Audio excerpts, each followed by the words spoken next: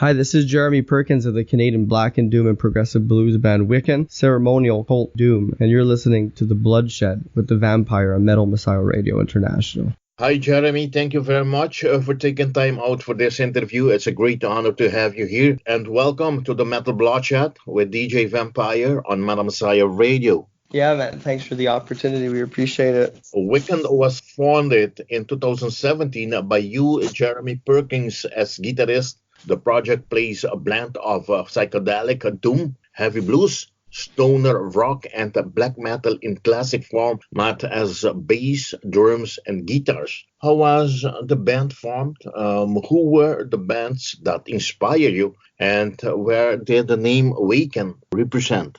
Well, to start from the beginning, I mean, I guess when I had AO, we were well established, and my friend Barry, the singer, with the structures, with the way that we were jamming and everything, and things were going, I wanted to go to a project that pay respects more to my past with blues and rock, or a more like structured stoner rock, perhaps meaner, but without going full-fledged black metal. So basically, I just started jamming it out, and I've had collaborators on and off for the drums and the bass, like rhythm sections, like for the second EP as well. But right now, we're pretty established with a full band for a while. But the inspiration for it all was just basically going back to the root and getting people that had backgrounds maybe in jazz, rock, and of course that could do a double pedal or a blast beat at least. And we just pulled it off. I mean, it ended up working really well with the jams. And the first 3 EP, I guess I had down before the end of the first year. We just had an EP that we got out. The name WYKAN itself, I was looking for a bunch of names and showed up with a bunch of stuff at jams to just tell the guys, but after a while, the WYKAN kind of like, I guess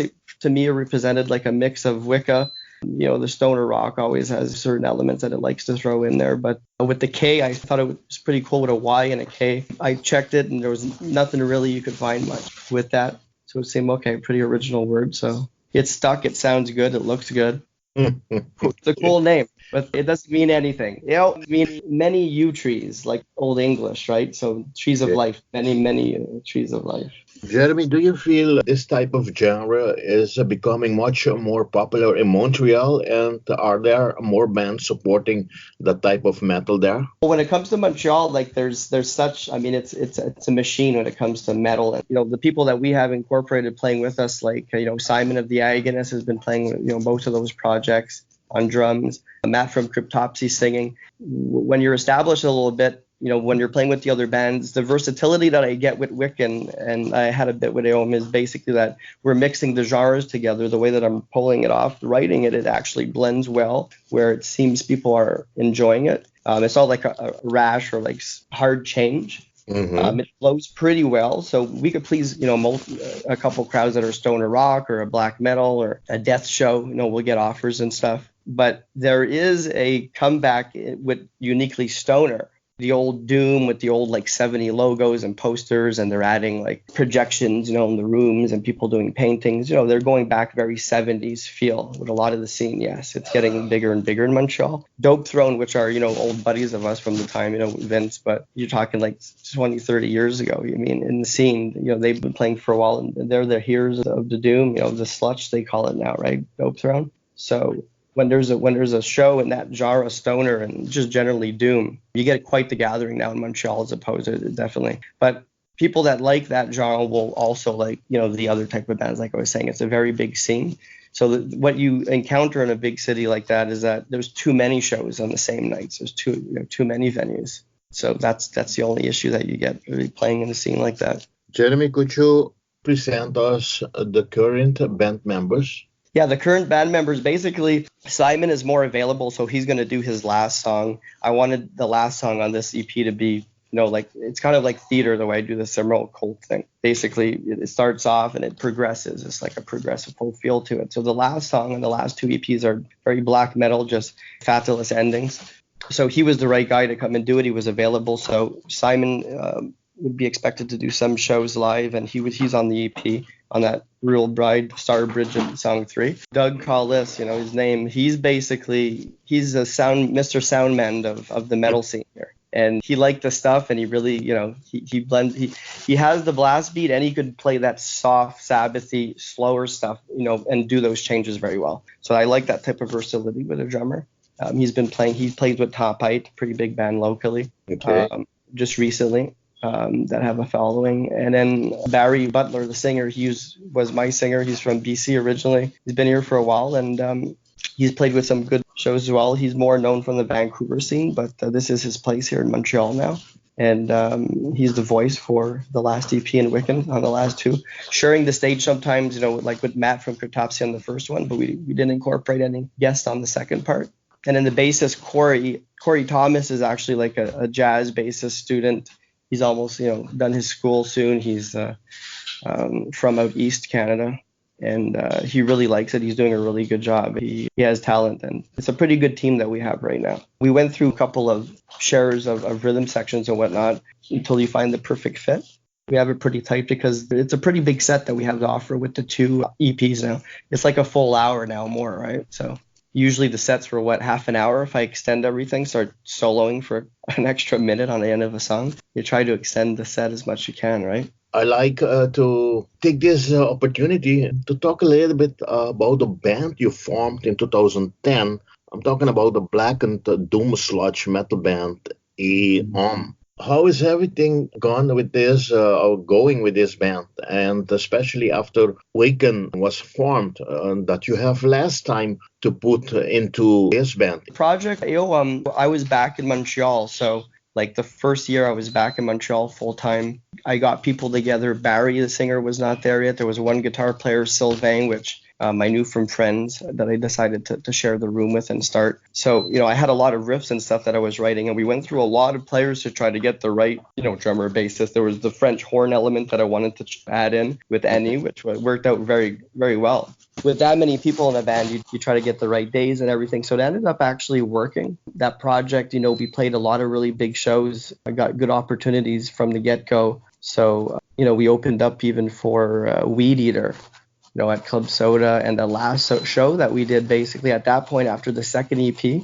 I had researched so many riffs, and I mean, we did it in such a small time. It was like a machine. It was really, really rolling well. But after that last album, when I saw the opportunity of doing the WYKAN, I said to myself, I'm going to put more time into that. And just the way it was going with most of the people in the band, it seemed just right to put more energy into something that would represent a little bit more what I wanted to play. I hit a wall playing black metal after a certain while, and I said, it takes so much time to get everything together. There was a lot of changes with the people in the bands as well, coming, going, things that wouldn't work, people becoming parents, starting families. So it was a little bit of everything at the same time that hit it. So what I wanted to do with it was do an acoustic version of the second EP, second album. And then after a while, as I was trying to integrate that, I just said that I might just put that on pause, like that post that I put on Facebook, just saying that we played that last big show opening for the Agonist. It was a good show. And would I go back and awaken that beast AOM? I mean, there's a lot of nice material to listen to. It's a great project. But I think, yeah, of course I would. Barry pushes me all the time. Of course, he wants to get that rolling. But is it dead? I wouldn't say so, but it isn't something that I don't give enough time. I publicly said that it was pretty much done for this point. Talking about Jan, yes, you released the EP, the last one. It was March 8, 2016, right? Yeah. What a great lineup. You on guitar, Sylvain Dumont on guitars as well, Cesar Franco, bassist, Luca he was so on good, drums, and the vocalist Barry Butler. Yeah. And yes, Annie Perot using the French horn for the flute. And the flute, yes, sir. Yeah. What can you tell us about this release, this EP? Il de Faida, yeah. Are you guys working on a new album now? The EOM? Yeah. Oh, like I said, I mean, that's on pause, right? I don't foresee playing anything within the next couple of years for EOM, but it might come back. I mean, it's a good project that worked pretty well, but at this point, I'm putting my energy with WYKAN. Okay. Just under 8 months of the band being founded, WYKAN unleashed their debut EP, Solace, to the mass on April 13, 2018. The EP delivered a heavy, brewed, blending soup of atmospheric groove, spirit of heavy riffs, and hot tops of overridden and pushed to the limits in a ceremonial manner. How was this EP, Solace, being received through Montreal and Canada, Jeremy? It was really cool to release that one because I didn't really know what to expect. because of the progressiveness of it, and it worked really well. The first shows and the band that we had, the members at the beginning as well, and we actually it was more on the international front that we actually got like a lot of that just clicked. It worked out on the bigger stoner rock in the U.S. and Europe, like sites and whatnot. And then after that, it was more the idea of who to play with, right, with that type of show. So we had good opportunities to play with various bands that were either like a death show or, a black metal show or just a stoner rock show, right? So we had the opportunity to play with Reul-Iuil since that release just recently. And I mean, these are shows that just, give us the passion to want to just continue, good shows. But with the material now that we have, it's more of a full set, like I was saying before, for a show, for live presentation. When you're playing in a scene or whatnot, like you're asking me, like in Montreal, how was it received? If you have a good 45 minutes of good stuff, it's always good. But when you're starting and you're playing a half hour or whatnot, it's good. Was it well received? Yeah, I think it was pretty well received. I mean, in each different type of environment that we would give it a try, it worked out pretty well, So I was happy with the response myself, but I think it just speaks for itself there. We got a pretty good following from the beginning, an intrigue at least. With the second EP, I think that we've established a genre. I think that we don't really fall into like, okay, this is simple. I mean, even all these explanations and references and genres, I mean, it's just at this point, it's absolute, but it is a good reference. I am blending, those genres, yet it's the producing, if you're sitting down and it's done and it's done in a way that the person listening to it is enjoying the trip that you're giving them, which is the way I see WYKAN, because it's very atmospheric. It starts and, from the ending, you're not even going to have the same feel you had at the beginning of the song necessarily. Song 3 does it. It's more of a black metal structured song, but yeah, it's getting pretty well received by the different masses. I mean, sometimes you're going to do a show, give it a go, but they're, like a purist black metal show. Of course, they're just going to stand and look at you sometimes at the beginning. But when you get them to move after a while, then you see it's working. So yeah, it was well received even with a black metal crowd. So it was good. Jeremy, everything done by yourself, besides the recording and mixing at Silver Wing Studio in Montreal by Jonathan Lefrancois Leduc. How was the collaboration with Matt McKay of Cryptosea gone and the works done for the recording and mixing at Silver Wing Studio? Yeah, well, since I got back into the scene here, starting with Reul-Iuil, especially Matt being a buddy and everything, it's always a dream. Like you say, basically, I mean, it takes a lot of time, it takes organization, but that's something that, I have the spirit to do. So, I get the people together. Yes, I mean, it's you got to push it yourself. You got to book the shows, T-shirts, studio, jam, ads, find people, make it work. But the exchange generally with the people that we're collaborating with is that these are people that we know, for years, so it's always a great. It doesn't take a lot of work because, the words are there I structure it, the recording's there. Well, they could listen to it maybe 1 hour or two with us just having a good time over a beer. And then they'll show up, at the studio and I'll already have it recorded and they do the tracks over it. We work together with what it is I'm looking for. And it's always a pleasure collaborating with Simon. I mean, he's an amazing drummer to work with. And Matt, I mean, it's so versatile. He likes playing with my projects because he has more room to do what he wants. And he mixes stuff on his own and he embellishes it. So it's really cool. When it comes to the writing, yeah, indeed. I mean, there's an idea behind it and I write. If someone wants to bring something to the table, I'm always open to it. But I mean, with these last albums and stuff, it's just pretty much I'm presenting it. Sounds good. It works out. Jam it. I like adding, a story behind it. So there's always imagery, the words, the thematic behind it. That's what's fun about WYKAN is that I'm incorporating a lot more visually. So there's a lot more art there for the person.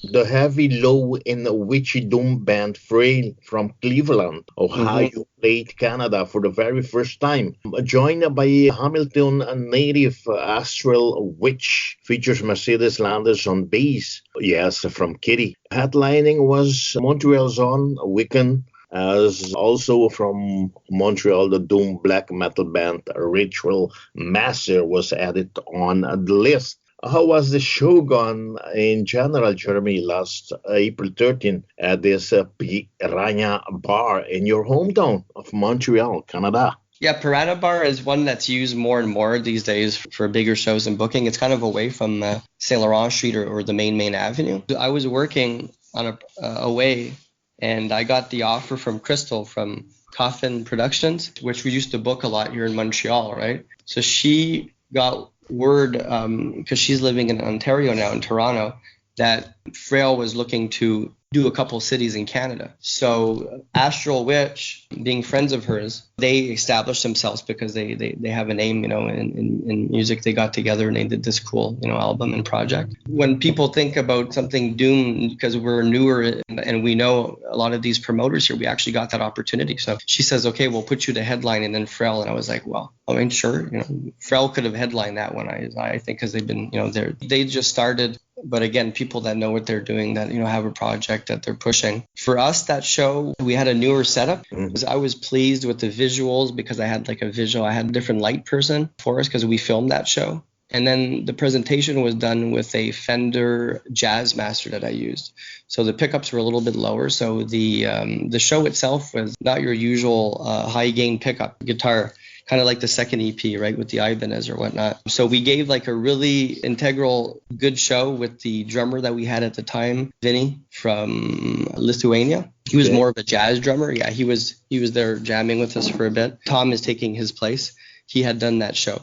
So with that show, we kind of played more of a stoner doom type show for that one. It wasn't an all out with the blast show. So now with the trio that we have now we're giving you more the original. But yeah, that was a great opportunity. It was great to play with those two bands that came down. The Ritual Master from Montreal is going to be opening the show that we're playing. Fister's coming to Montreal August 6th. The stoner rock band from Olympia, I believe, or from Washington, will be playing just before them. They're going to be headlining that show.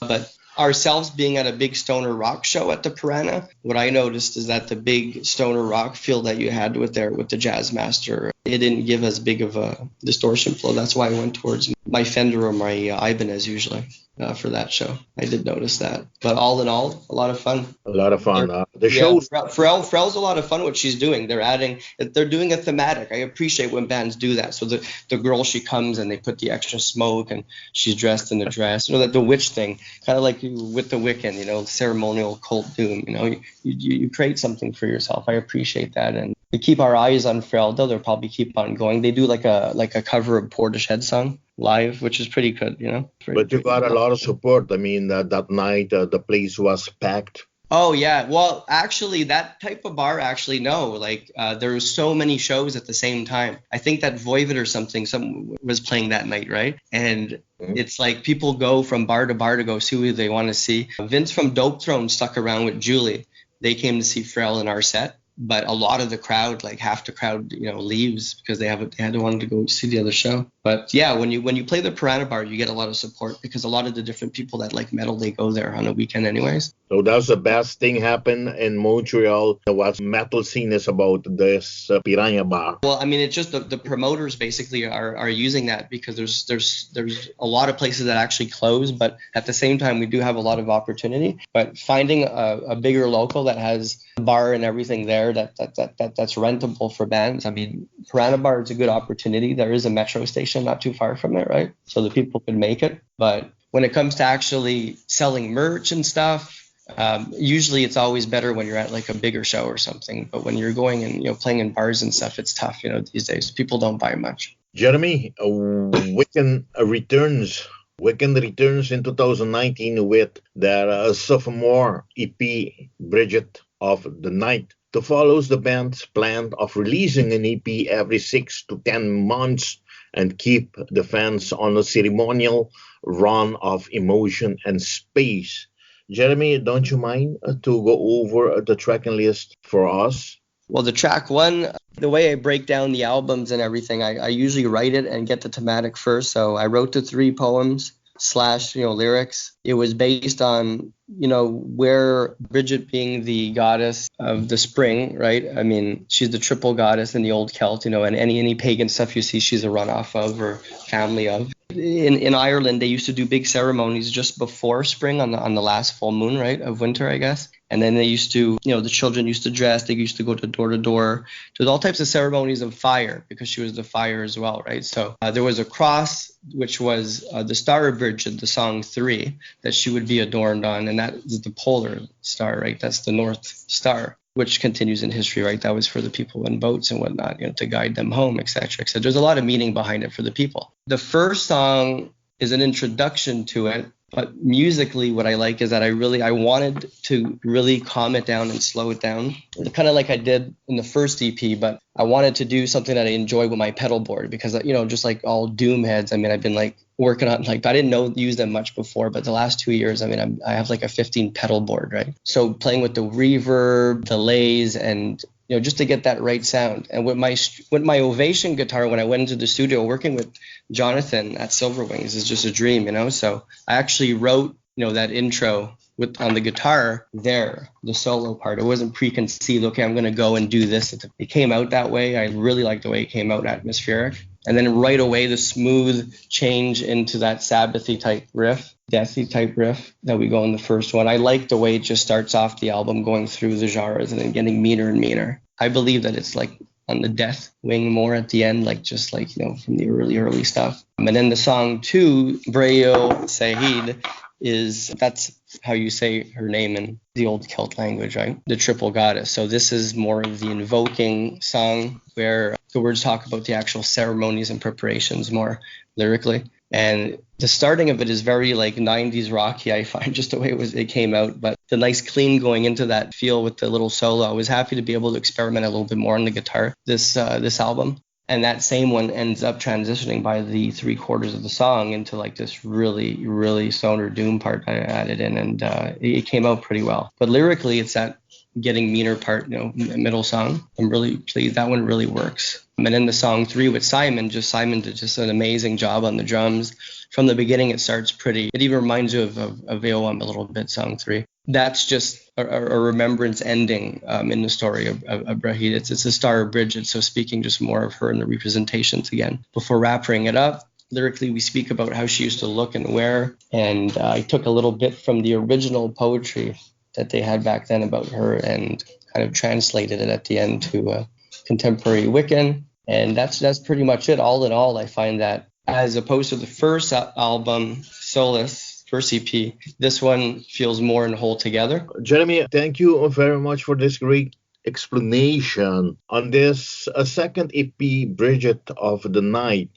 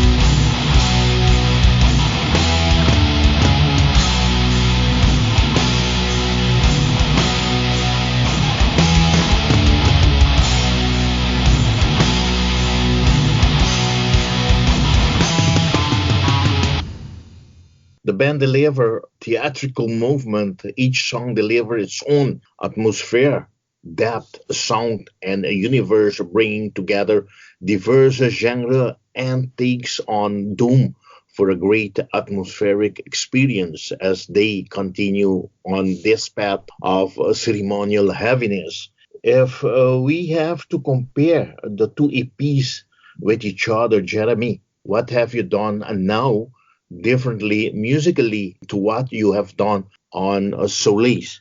It was basically just the actual feel of the second album. See, what I did, I believe what I did is because it's a concoction, it's a brew, right? So you never know what you're going to get 100%. Being art, I find the way I write it. But it actually was riffs that were a little bit more digestible, less complex.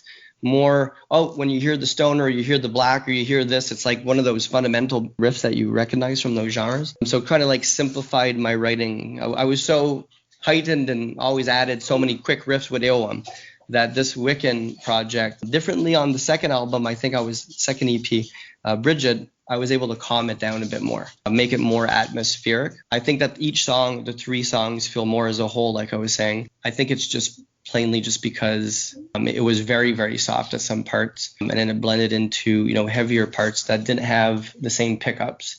Pickups help. Just overall sound. I mean, it's a different feel, right? I think the two albums you hear the same band, but of course, my new gear that I use makes a big difference, I feel, as well. The new Ibanez and the 5150 head, that makes a big difference. Okay, just like EOM EP, the agonist drummer Simon McKay back, and why? He just loves working with us. I like having him work with us. I mean, it's like I was saying a while back there, working with him, it's just so easy, right? Having him play with us, it's just, if I'm going to play a song that's really mean like that and he's available to play it, it's one for the books for me to get my little jam with Simon McKay on tape. When old buddies come and they're available and you're playing a strictly black metal song and it's available, that's pretty much the first thing I'd think, I guess. My current drummer now, I mean, he'll do his interpretation of it or whatnot, or, imitate it. But drummers have their own feel that they bring into a song and into a band. I like what Simon adds to WYKAN. So it kind of accentuates, it gives me the summum of what I need for that song. I need a black metal part and a good blast beat. Simon can deliver with that. He plays a lot. Again, like the debut EP Solace, you return to produce at So Willow Arts, and same done with the recording and mixing where you repeat it at Silver Wing Studio in Pine Court by Jonathan. Already have worked with this winning team in 2018. Do you believe the work this time was much more professional one, or your needs and desire was more accomplished? No, I wouldn't say that. No, I mean, you're working with him. He's the first guy that actually simplified it and did the one takes, did the pedal boards instead of doing like a reamping of the guitars. It's a more organic way of doing it as opposed to how all metal bands, record now, where I lay the track of the guitar first and other people play. This guy is a professional, so whatever comes out of his studio will always be professional sounding, or else he would not let it out. The approach, I think that would be different, I guess. I mean, is just more of the writing, the project itself. The players that make it any easier, I mean, it's always a pleasure to play with people. The drummer that I had on this album with the stoner rock riffs did give a different take than the first piece drummer, Morgan, but I like both. Difference doesn't bother me. But working with Jonathan, wow, it's always a pleasure. I mean, we did that in like a weekend, not even. A lot of people, they take time and then they record over and over. I mean, you're doing a certain amount of songs, right? Usual studio time usually is not as ship-shape as that. I write albums in I go in the studio for like 3-4 days max, and then they mix it and then master it. It's a pretty quick process with my projects. But I mean, at this time, you and Jonathan understanding each other much better. I don't know. Maybe he understands my riffs better. I don't know. I don't think there's anything better. I don't know. I think maybe the second EP you like better. That's possible. But it's very different. But this guy, no, he's just patient. He sits there. He does his job. If he hears a mistake, he makes you do it over again. He'll give his opinion. He works with you, He does have good ideas. He's just really good at what he does. He doesn't waste your time. But working with him, I mean, I'm always like I said, I'm doing it so quick. So there's a limit, I'm in there giving the riffs, bidding, badang, you cut it up together afterwards. Yeah, I mean, it was a pleasure. He has a new place in Paycor, so yeah, he has a new basement that he made, and so it's a lot more comfortable, of course, than the other place. He had a good place out there in the city, but out in the country there was fun. But just to mention quickly, there was big floodings here, in Montreal, Okay. in the spring, and to get there was like a total like four bridges, I believe, but 2 of them closed, so we had to go through. That's why we put during the floods credits. Too bad. We'll be putting that with it. Yeah, it was He didn't get touched by the water. He had family members that got touched and everything, but yeah, water is just horrible when you get flooding. Jeremy, talking about the winning team, do you believe returning to David Paul Senior for the artwork was the best for the DCP? Yeah, well, David's he does pretty good work for pretty big names. It's always a pleasure to have someone that could do that like Doom type-esque interpretation of. I give the artists for the covers like multiple photos or drawings that inspire what I want together, which elements I want on the image, and they do their interpretation. He always does a great job. We go back and forth a couple of times, but I usually don't have to make too much changes. It's usually really, really beautiful art that he offers. With this one, it's special, I find. Of course, it looks cartoonish more, but you see that a lot, Doom and stuff in stoner rock, and just the way it changed and aesthetically with the purple colors and the darker hairs. I like the way it was, the darker hair and everything, and I think that the darker colors and everything came out really nice on the cover. In all, I think it's a special cover that it takes time to appreciate, and once you wear it, it's nice to look at. Usually I have these darker black images of black metal, and the first one he did a really good job. I really liked the first one, the Solace one, the shaman with the mushrooms.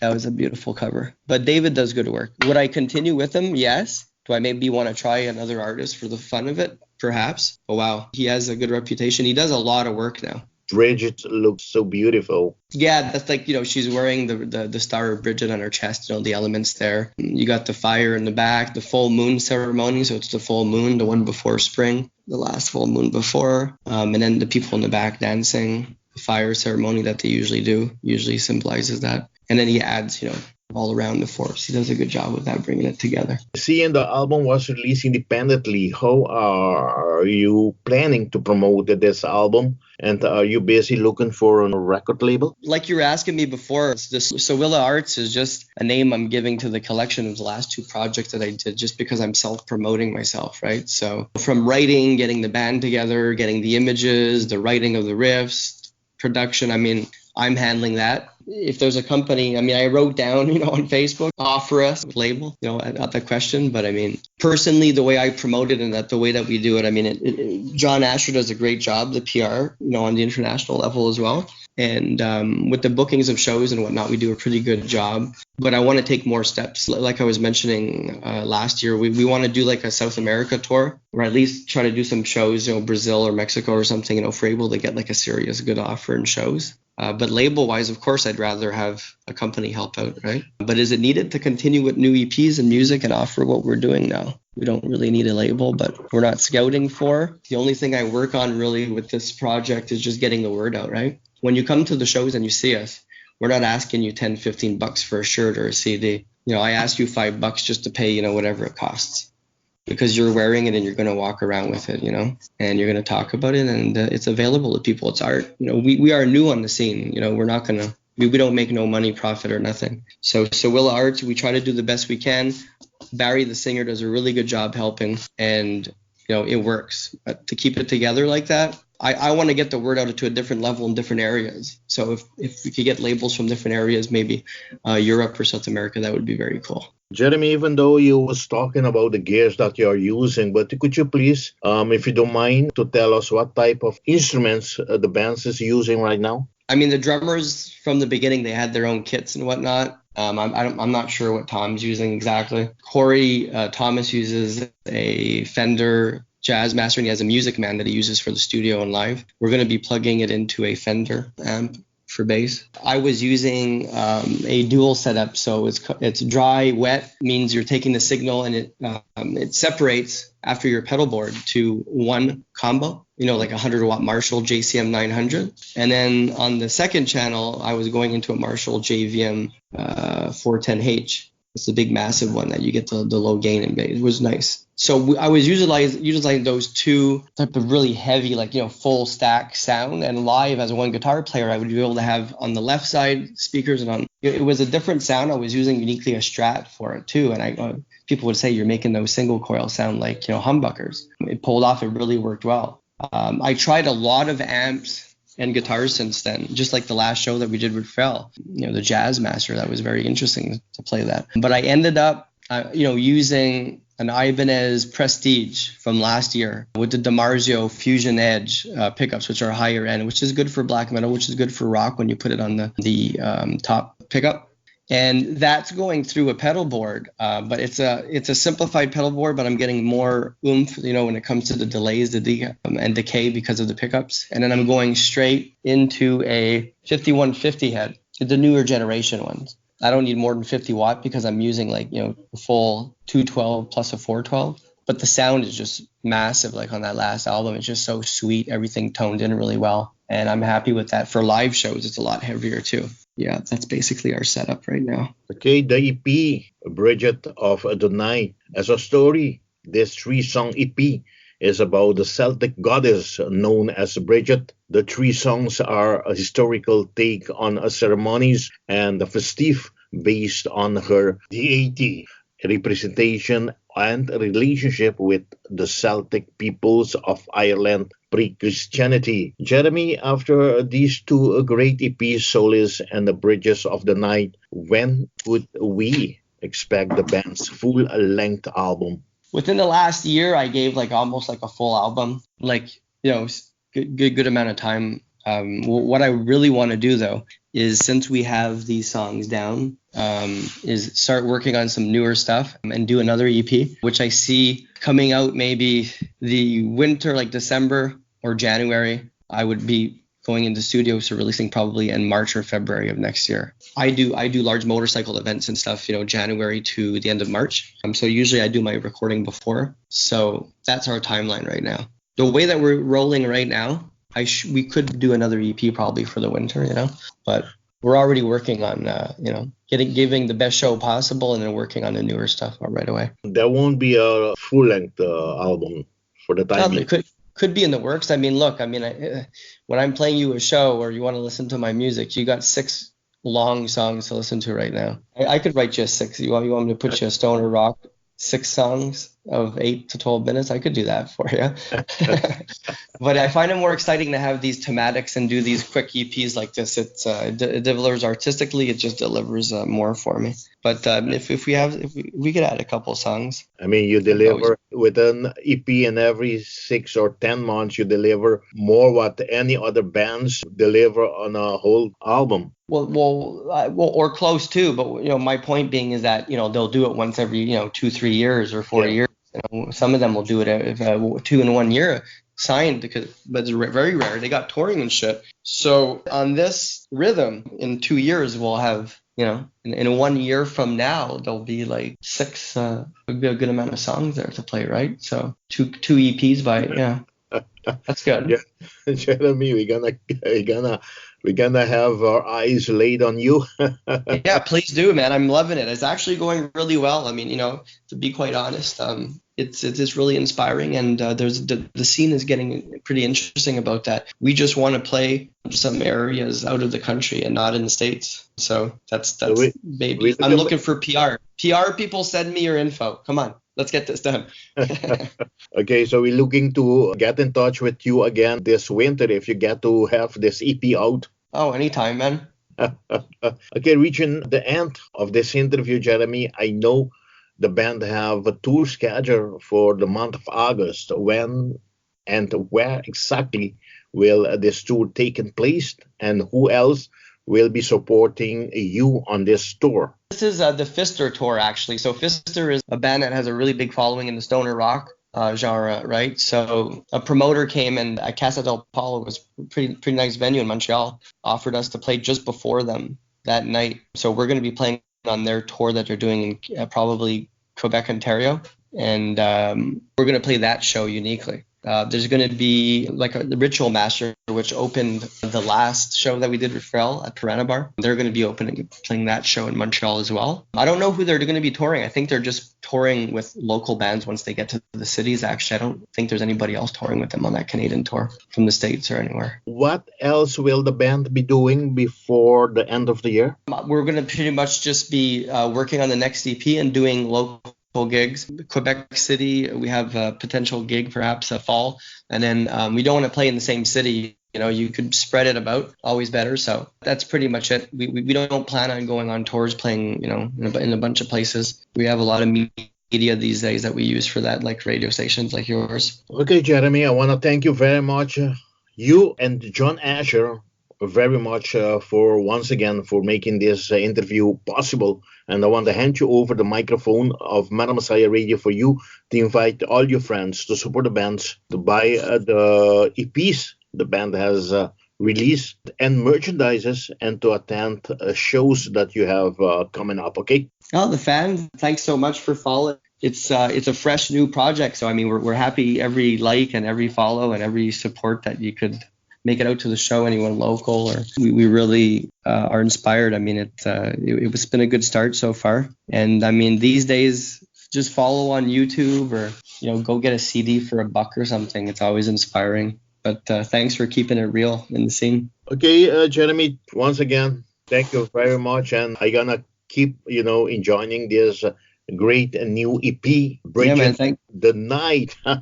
And you guys out there, you have to get this EP as well, because you cannot go on without having this great EP. Give it a go. Give it a go. Give it a go. Give it a try, and support this. Yeah, thanks for keeping Aruba metal there, Jacobo. Yes, and Vampire, Mr. Vampire. As I was saying, please give it a try. Give WYKAN a chance. This is a great band, that deliver this psychedelic doom with this heavy blues, stoner rock, with this flourish. I want to say this black metal, groove metal into it. Yeah, I would just call it groove metal. Let's just call it groove metal. Believe me, you have to get it. Once you buy this album, I'm sure you're going to try to get the first EP as well, Solace. So come on, guys and girls. Get her done. Yeah, give it a try, okay? In the meantime, Jeremy, like I always say, thank you very much, and metal on. Bye-bye. Metal on, guys. Bye.